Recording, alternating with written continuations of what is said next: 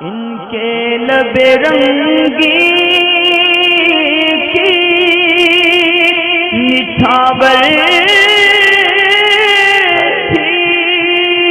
कि जिसने नहाते वक्त गुसल खाने के अंदर अक्सर ये देखा जाता है कि लोग पेशाब वगैरह कर देते हैं, तो उसके बाद भी काफ़ी सारे सवालात इस ताल्लुक़ से आते हैं कि गुस्ल करने के बाद अगर पेशाब कर दिया जाए तो ये गुस्ल होगा या नहीं होगा, या फिर इनको फिर से गुस्ल करने की ज़रूरत है। तो इसमें ख़याल इस बात का रखना चाहिए कि वज़ू और गुस्ल के अंदर के कब वज़ू जाएगा कब वज़ू नहीं जाएगा, इसके ताल्लुक़ से मैं पहले एक वीडियो बना भी चुका हूँ कि आदमी कब नापाक होता है। आप उसको ज़रूर एक दफ़ा देखेंगे तो इंशाअल्लाह ताला आपको ये मालूम चल जाएगा कि गुस्ल कब करना ज़रूरी है। अब रहा ये कायदा कि हालत गुस्ल में अगर आदमी को पेशाब आ जाए तो ऐसी सूरत में क्या करना चाहिए। तो वज़ू गुस्ल के अंदर एक जो रूल्स है वो उनमें सबसे अहम बात जो है वो ये ख्याल रखनी चाहिए कि वज़ू गुस्ल करते वक्त कोई काम ऐसा पाया जाए जो यानी जिसके करने से वज़ू टूटता है तो उससे गुस्ल पे कोई फ़र्क नहीं पड़ेगा। अभी जैसे सूरत हाल है कि गुस्ल करते वक्त पेशाब अगर कर लिया तो पेशाब करने से गुस्ल पहले भी नहीं टूटता, यानी ज़िंदगी में ज़ाहिरी पेशाब कर लेने से गुस्ल नहीं टूटता, तो लिहाजा इससे जो पीछे आपने गुस्ल किया है वो नहीं टूटेगा।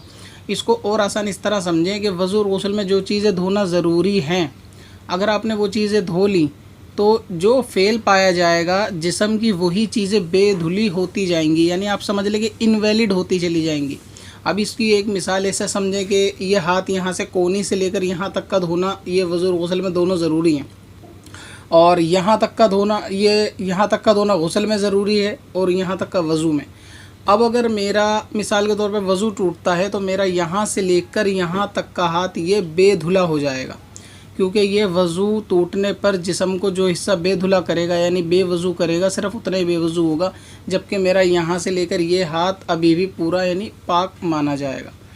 और अगर गुस्ल टूटता है तो फिर पूरा जिस्म इससे नापाक होता है। तो इसी तरीके से अगर अब बैतुल खला में कोई काम ऐसा पाया जाए जो सिर्फ वज़ू तोड़ता है तो आपके गुस्ल करने के बाद जिस्म के वही हिस्से बेधुले होंगे यानी बेवज़ू हो जाएंगे,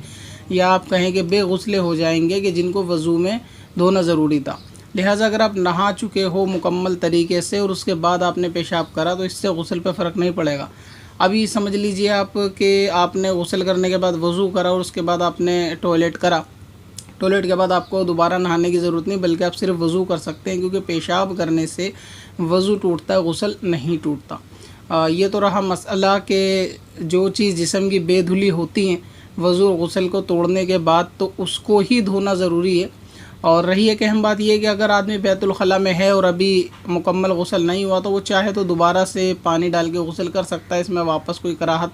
तो नहीं आएगी। लेकिन मसले के एतबार से ये जानना ज़रूरी है कि गुस्ल बैतुल खला में अगर टॉयलेट करा तो उससे गुस्ल नहीं टूटेगा, वापस नए सिरे से वज़ू ज़रूर करना होगा, क्योंकि ये वज़ू को पेशाब तोड़ देता है, लिहाजा इससे वज़ू चला जाएगा। और बैतुल खला के अंदर ये काम वैसे करना चाहिए नहीं, खुसूसन नहाते वक्त भी। कमज़ोरी की भी अलामत होती है कि आदमी जिस्म पर पानी डालता है तो उसको मजबूरी में यानी पेशाब ना चाह कर भी आता है, तो ये आदमी के जिस्मानी कमज़ोरी की भी अलामत है। और ये कि इससे तंग दस्ती भी बढ़ती है बैतुल खला में, इस चीज़ की आदत बना लेने से कि पेशाब वगैरह करने से, तो इससे परहेज़ करना चाहिए। पत्थर में हसन लाले पुरनवार बना